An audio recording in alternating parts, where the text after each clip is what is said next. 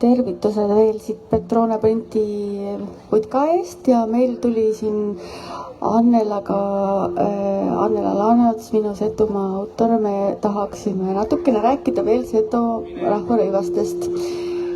Mina näiteks olen, sa oled liiga lähedalt kõlarile, ma arvan, või salastaja.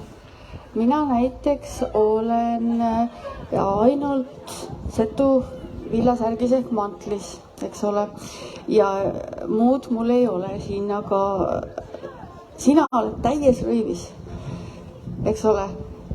Mis sul siin on ja mida sa, ma hoian nagu mikrofoni ja siis sa saad rääkida, teeme kiiresti ja tutvustame, sest kui kaua võtab aega, et endale need rõivad selga saada, et sa oled seda teinud meie jaoks, näita veel, mis sul on. No ütleme niimoodi, et kui harva paned, siis võta palju aigu, kui tihti paned rõivid selga, siis ole hätte. Ja tõesti siin talvisel ajal on ka minu varandus ja ka ehted siis, eks ole, siin räbiku all peidus, kuna väljas on külm, aga siin teile ma näitan, mis mul siin peidus siis on. Et kui ma räbiku teen eest lahti, et siin keskel on siis Seto sõlg.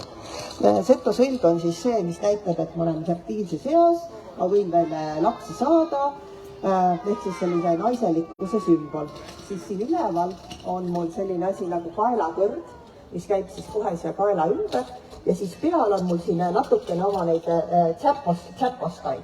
Ja mul on rohkem ehteid veel, aga täna sai siis selline valik pandud. Ja kui külmast rääkida, et mul on ka rätik peas, sellepärast et on külm, aga kui ma rätiku ära võtan, siis siin on mul ju ka oma see helmine on näha. Siin helmise all on mul loomulikult päevüü, mille otsad on siis siin näha.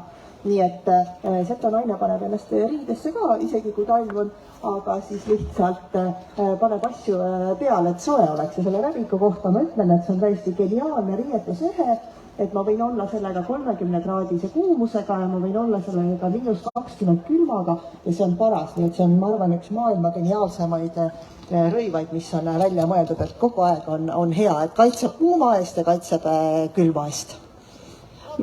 Kust see hõbesõlg sul pärit on, et kas see on sul suguvõsa kuidagi päritolu?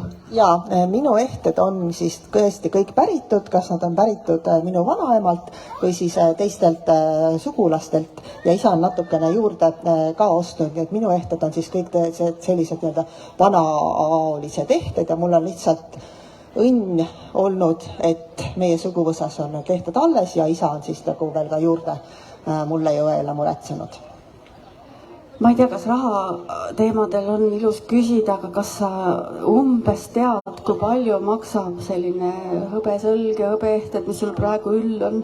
No, mina ütlen selle peale nii, et need on täiesti hindamatud, et nendel ei olegi hinda, sest lisaks sellele rahalise väärtusele minu jaoks nende puhul sama oluline või mitte olulisem kui siis ka see, et nad on minuni jõudnud ja ma kannan neid auga, aga odavlõpuse jah, ei ole isegi kui rahalisest väärtusest rääkida.